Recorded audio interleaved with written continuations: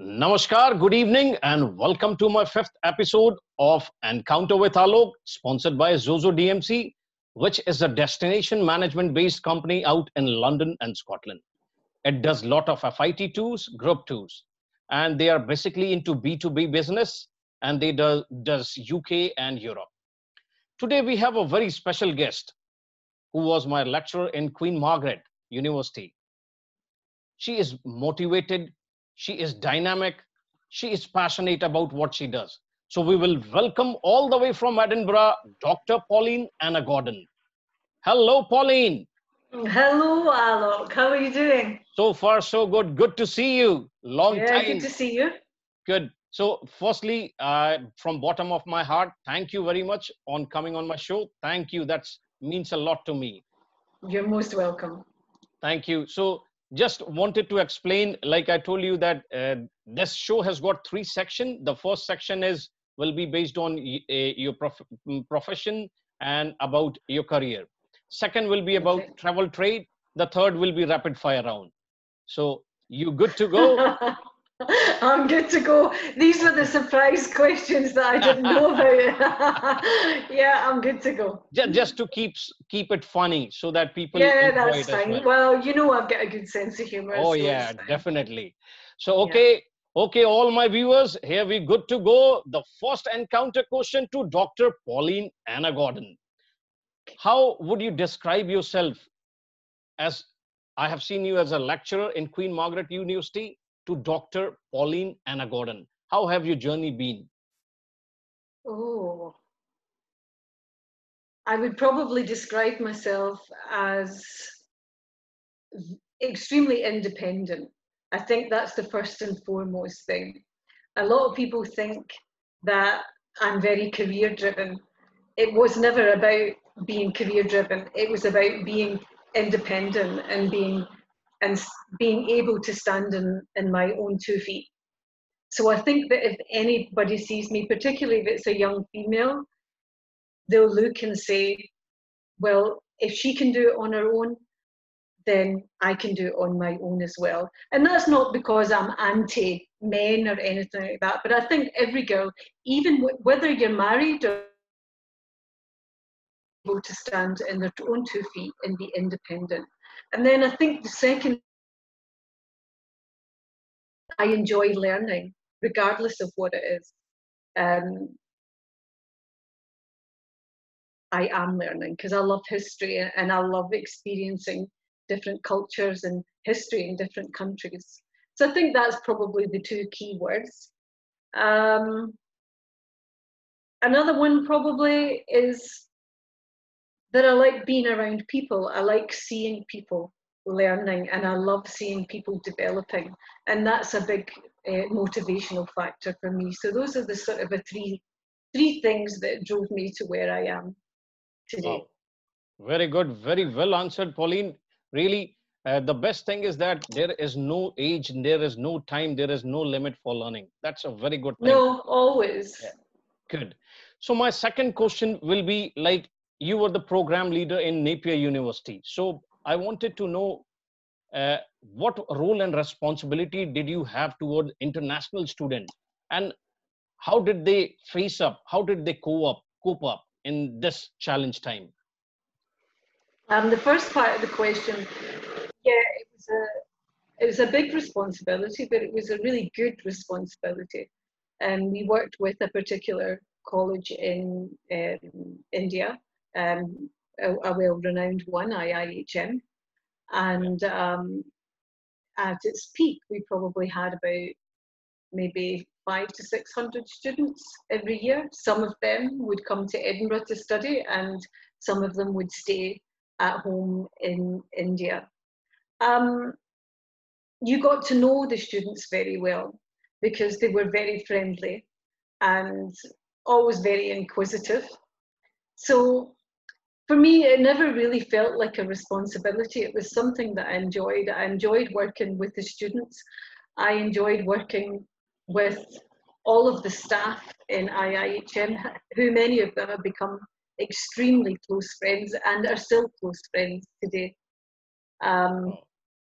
three of my best friends, I hope I haven't missed anybody out, three of my best friends are from India. I still keep in touch with a lot of students, and I love that. Yourself included. I mean, when Thank was you I very you much. making me feel old? When did we study together? Yeah, we didn't study together. I taught you 12 yeah, years, 13 years ago. yeah, something like that. Yeah, Yeah. very good. Good. I know. And But there you are, still look the same. You still look the same. no, I've got a few more lines definitely. But I love that the students still keep in touch with you regardless of where they are. I'll get a WhatsApp message from somebody in New Zealand or somebody in Australia just out the blue asking me, how I'm doing, and I think that's really nice. The Indian students in particular are extremely friendly, and Good. and always keep in touch with you. And Wow. yeah, and I love that about it. So for me, it was never really about a responsibility. Yeah, I had to make sure that the program was up to date, and we had to make sure that the students had the right skills to be able to undertake the program. But a lot of that didn't just fall on me, it fell on the people that I worked with in India as well. So I was very, very lucky that I had such a great team behind me. Good. So No, yeah. being honest, you were one of the favorite teacher, means at that time of everyone, every IHM student praised you. So that was Thank really you. good to I'll pay you for this later. So we move to the third question. This question has come from Avinash Kumar, batch 2004 to 7. And yeah. he has asked you a question about pandemic. So his question is, in the pandemic, how has it affected the economy of the country and in education sector? What is your views and thinking for an outcome, and what measures should we take? Do you want me to answer that in terms of hospitality and education? Yeah, Or anything. education? Or in terms, Yeah, well, I mean, I think for all sectors, it's had an enormous impact on the industry. I mean, many businesses here in the UK, yourself included, your restaurants, have been closed for about 3 months. And even now, many of ours are still not open yet. And it's a very slow process to try for the government to try and win people's confidence over and help them to get back out there, because we still have that, many of us still have that fear. But also, I think we've got used to being at home, if we're honest, and it's now got to the point where it's quite frightening. Not frightening, but you feel almost apprehensive to go out there and be amongst crowds. I know that a lot of people have spoke about that. So yeah, in terms of the hospitality sector, it's going to take a while for it to pick up, but it will pick up again, because we're social beings. We do like being around people, and once we start to build our confidence and know that things are safe, once we see that businesses have adapted and put our safety into place or into consideration, then people will start to go out. I mean, Emirates have got a video out just now where, and I don't know whether they have, and I'm not going to say that they haven't, but it makes me feel comfortable, because they're saying that they've put new fan systems inside their planes, and it's the same sort of an air conditioned system that they have in hospitals, where it kills 90%, 97% of bacteria. And they've put social distancing measures in place. They've cut down the number of people that are going on flights. So I think all businesses have to adapt in that way to get the consumer's confidence back. We are very much the same in terms of education sector. We, with the Edinburgh Napier University, we're a very international university, and we've been working internationally for years, many years, long before any other universities were. And the way that we have adapted, we were sort of thrown into the deep end, but we had these tools that we could work with that recorded the lectures, and it could save them.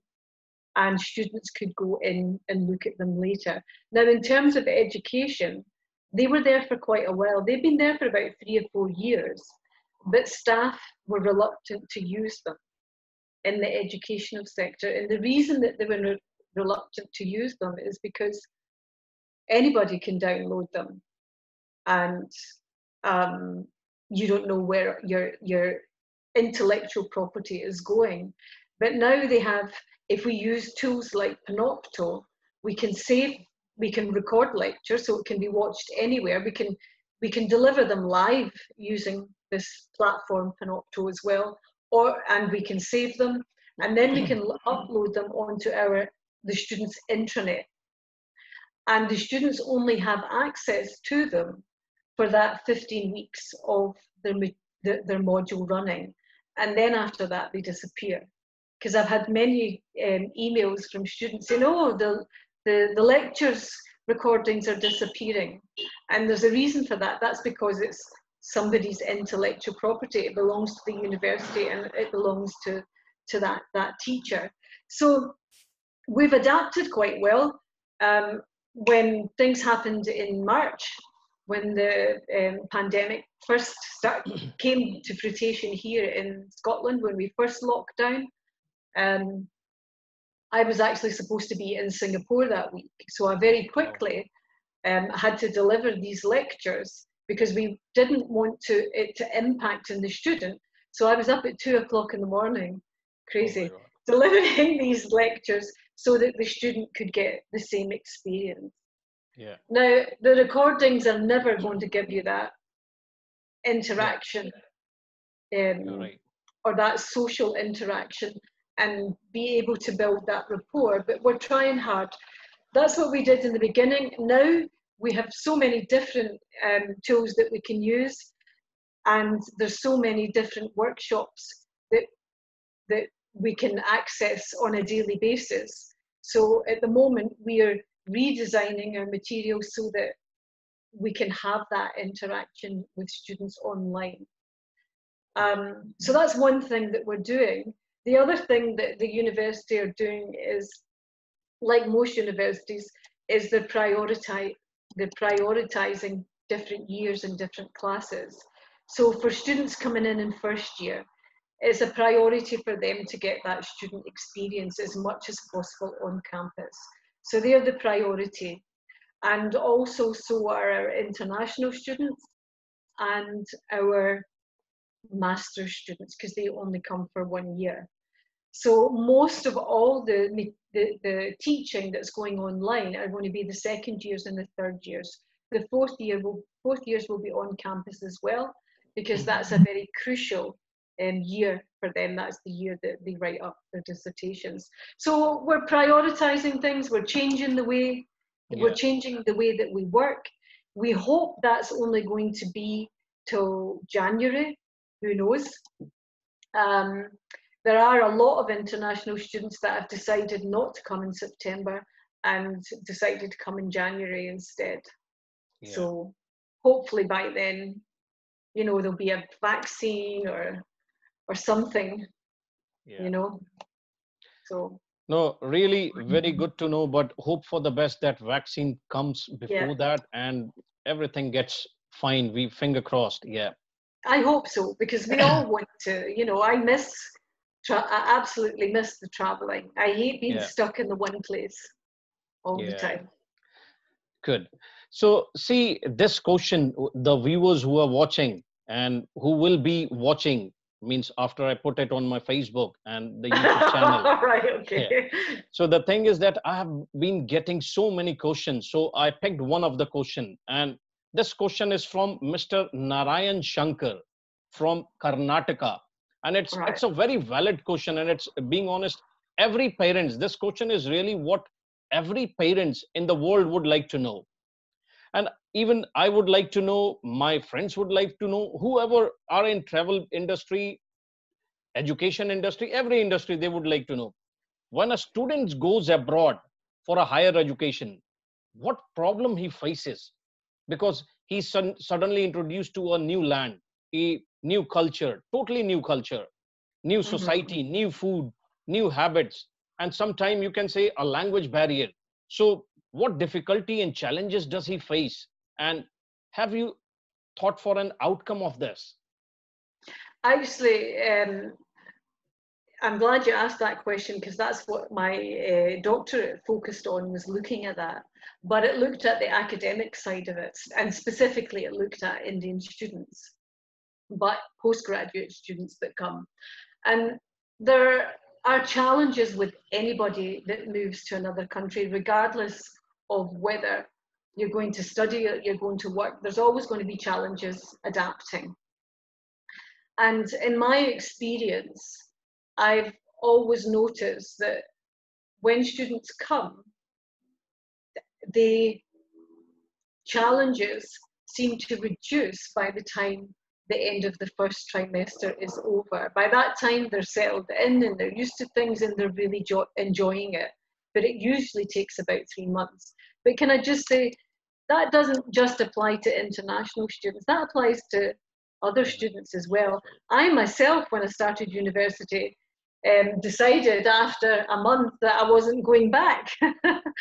And I remember going to one of my lecturers and saying, "Oh, this is just not for me. I think I'm going to go get a job." And she says, "No, please just give it 3 months and give it till Christmas and then see how things go." So I gave it to Christmas, and I ended up, well, I've never left. I'm still there. So not in the same university, of course, but I'm still in that line of work. But I think more specifically, the challenges that Indian students face is probably with the technology. Um, and these were some of the things that come up in my interviews for my doctorate with students, because a few of them had said, when I want to get my timetable, simple things, when I want to get my timetable, I go to the reception when I turn up at university, and there's about 5 people there, and one of them hands me my timetable. But everything here is done online. She said I had to go to something called the iPoint, and she said I didn't even know what an iPoint was. But once she got used to it, she downloaded an app, and they said it was absolutely fabulous. After downloading the app, it tells me about, in the morning that my class is at such and such a time, and then it gives me a reminder, and they loved it after that. But I think that there's no use in pretending that the educational systems in India and the UK are similar. They're not. They're very, very different. And when students arrive in the UK, they come with a completely different learning style. Yeah. And we expect them to adapt to our learning style very quickly. Now, most of them don't actually adapt until maybe about Christmas. That's when the majority of students realise this is what I'm supposed to be doing. Now, some universities have started doing bridging programs to help support the students, and I think that's a fabulous thing, is to know what to expect when you're coming. But students also have a responsibility to do the research, look at what's expected of them. Most universities these days have specific pre-enrollment websites, areas in their websites that students can go in and they can look at, and they can use the tools. And there's tools there that can help them to develop their writing. There's tools that can help them to look at how they approach essay writing and report writing. So technology's changed it. And that's a great thing, because before that was all time consuming. And more often than not, students were missing out on that, or they weren't getting it at all. So yeah, I think just be as prepared as you can be. There are differences, but if you're prepared and you work hard, then the experience is fabulous. Look at you, Alok, you never went home.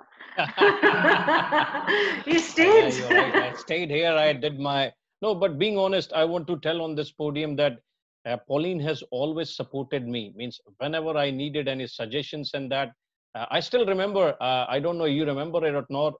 Saying from my heart, when I needed a reference, you were the first one to give me the reference for the job when I was searching. And What did I? I got rejected, and if I'm not wrong, 6 or 7 interviews in Did starting. you? Yeah, and then you gave me a hope. Don't lose heart. Come on, you'll do good. You are very good. So from that time, I became passionate about what I do. So a very lot of Yeah. credit goes to you, being honest. Ah, thank you. I think that, I mean, there's times in everybody's life where we have challenges. And even when I did my master's because I wanted to go into teaching, but even then it took me a year to get a job in teaching, and I had to go to Switzerland first to do that. Yeah. So I think through your own experience, when students come with the same challenges, you can relate back and say, well, look, things will change. It will just take time. Just stay focused, stay positive. You know, life's not Yes, static. you're right. It's Yeah. constantly evolving. Yeah. So moving to the next question, like it will be automatically about your doctorate degree. Is it hard to get that doctorate degree, and what subject? Yes. Is it how much time of dedication you needed? What effort did you do it? What challenges it came, and what hurdles did you pass it?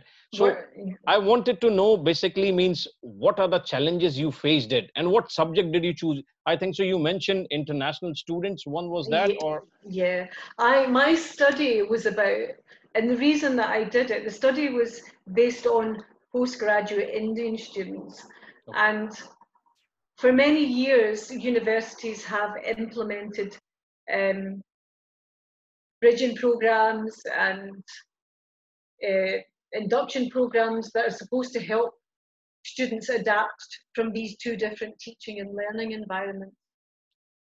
And it's always been from what the lecturer thinks, what problems the lecturer thinks the students have. And it's never actually come from the students themselves. So my study was focused on finding out from them what they thought could help support them. And most of the students all said courses 3 to 6 months before they came to the UK would have helped them a lot. So it was the focus of the study was getting the student's voice, capturing the student's voice, and then putting that down on paper as accurately and as honestly as I possibly could. Because at the end of the day, students were coming, getting halfway through a program, they were stressed, they were crying, they were upset, and they're paying a lot of money for it. So from my perspective, I thought, well, we have a responsibility as educators to try to identify what these problems are, but it needs to come from the students themselves. And the resources and strategies that we put in place to help them must come from them. So most of the recommendations came from the students. So that's what it was focused on. And when I look back now and I look at the student, it wouldn't have been such a positive study if it wasn't for the students being so honest. And I think the fact that I had traveled so much to India and I could relate to the students helped them to put their guard down and just say, right, okay, I can be honest here because this person wants to try to resolve these problems that we are having. So was it difficult? Absolutely. It was probably one of the toughest things that I've done in my life. And I can relate most of the challenges that I did have are the same challenges that most students have when they enter a study of program. And that is the first thing we say is, do I have the intellectual capability to be able to do this? Can I write at the level I'm required to? I mean, you've also got to look at, when you're writing any research project, you've got to look at philosophy, the philosophy behind the reasons why you're doing things. So you need to be able to understand research philosophy. And that was really difficult. And it was really difficult to put the different philosophical perspectives into place. It's all really boring stuff now, but at the time it's difficult to understand it. So I was just the same as any other student. I questioned myself, and yeah, I had times when I wanted to throw it in the bin. There was times when I thought I just can't go on, or that I wasn't learning, I wasn't understanding it, but that's a normal process in terms of learning. So I knew that. But one thing that I didn't think was, I'm not going to finish this. I knew I would finish it. I didn't know when, but I finished it in the 4 years that I was supposed to finish it, which is good, considering I was holding down a full-time job and traveling all over the world. So I think the first 3 years were busy in terms of learning, workshop, improving at writing. The last year was really tough because you're isolated, just the same as we are now. I was shut away in my flat in Edinburgh for nearly a whole year writing, and I probably went out about 4 times. The rest of the time was writing.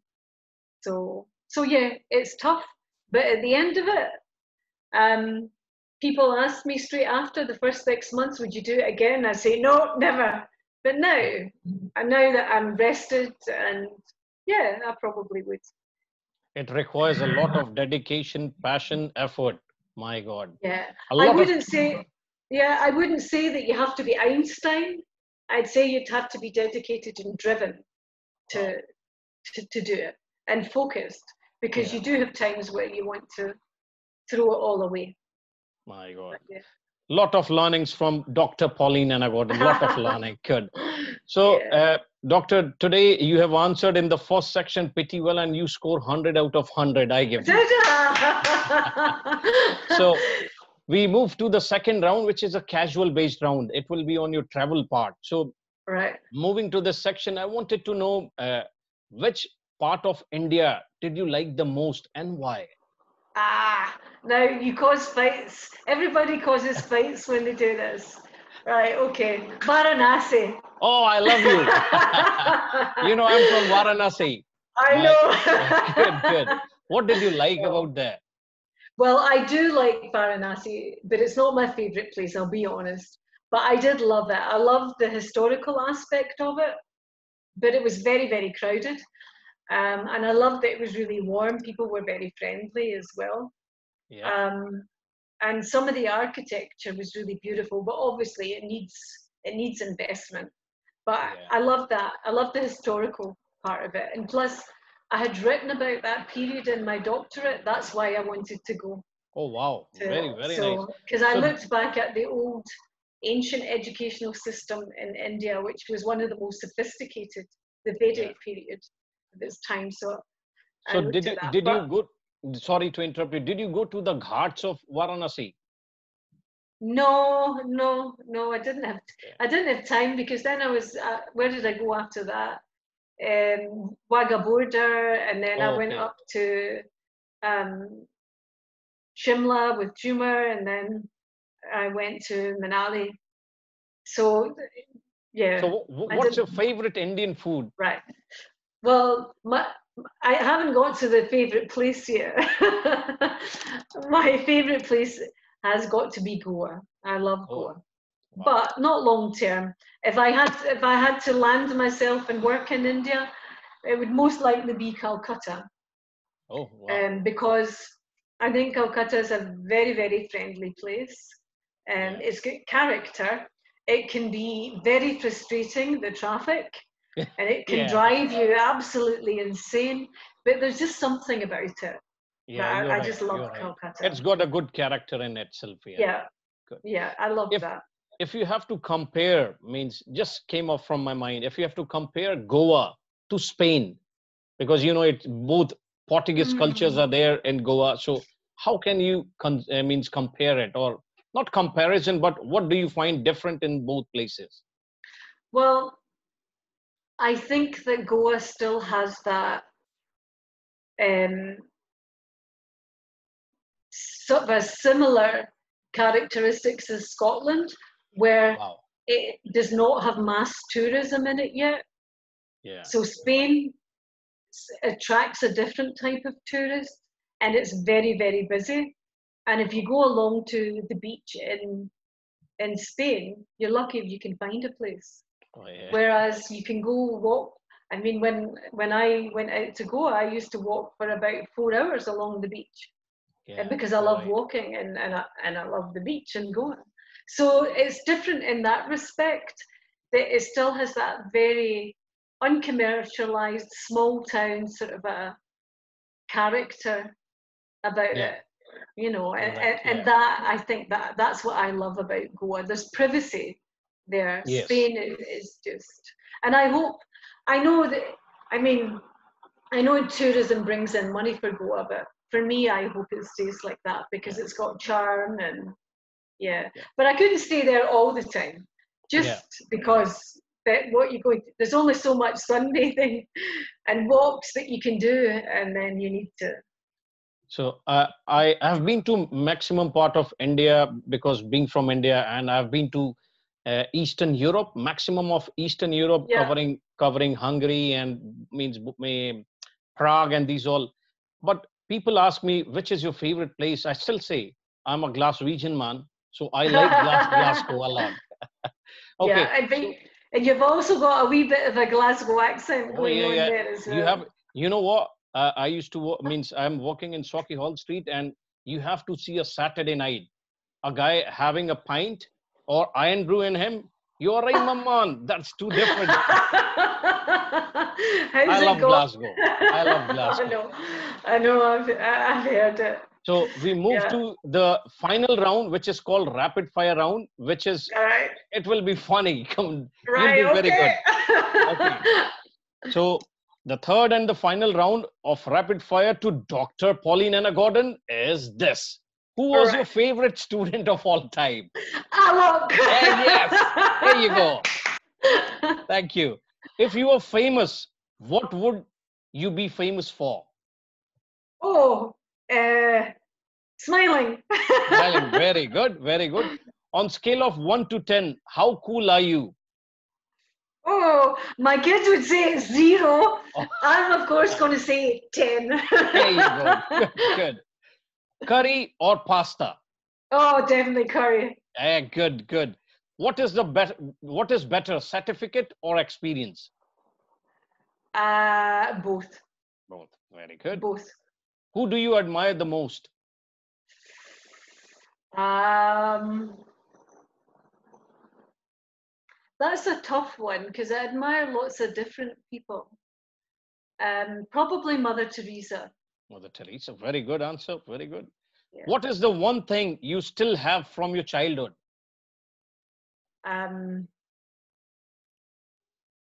Many things. I even have shorts that I wore 20 years ago, and my kids say, Oh you my God. can't wear them. And I say, yes, I am, same size. So trying to think. Pictures, like most people, probably photographs. Yeah. What Yeah. is the best thing your mother cooked for you? Father. I was brought up with my father. Probably curry. That's the first time I ever Oh my God. ate curry. The worst thing was rabbit. He tried to get me to eat a rabbit, and I wouldn't eat it. Oh, cutest thing on planet Earth. Alok. Oh, you made my day. Doctor, you made my day. You know, on this I would, platform, I could simply say, I love you, doctor. Simply. Thank you. So, I do would you? say that probably, in all seriousness, my daughter's dog's probably the cutest thing in Good. there. Good. Murray, you've seen pictures of Murray. Yeah, yeah. What do you first notice about someone when you meet him?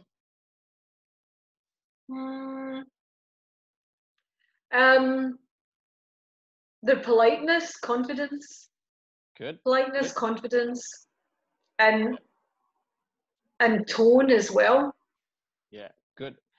And the Body last language. and the last question of rapid fire: if you had one superpower, what would it be?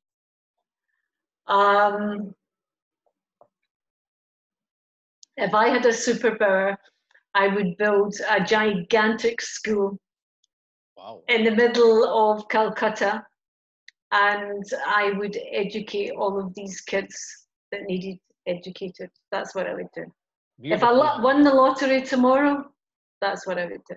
What a beautiful thought you have, Doctor. You have answered very well, and it was a really very good session. Just your closing statement, who the viewers who are viewing and who are seeing it, what would you say to the world, to the parents who wants to send their children to abroad? So your closing statement, Doctor, please. Okay, I think my closing statement is that we're all worried about this pandemic at the moment, but universities and colleges all over the world, businesses all over the world, are eager to get back into business. We have to get back into business. And we are not going to risk sacrificing people's health or their lives. And we are doing everything that we possibly can to make sure that students and your children, your wards that you're sending to us and in India and overseas, other universities, we're doing everything that we possibly can to make sure that they stay safe. Wow. That was Pauline Anna Gordon, Dr. Pauline Anna Gordon on the show. Thank you very much, Doctor, for coming on my show. And It was a pleasure. It was pleasure having you as well. Yeah. Thank you, my viewers. Thank you for watching episode number 5. We will be back on Saturday, 3 o'clock for episode number 6. Do watch and please subscribe my channel. Thank you very much, Doctor. Thank you, Alok. Take care.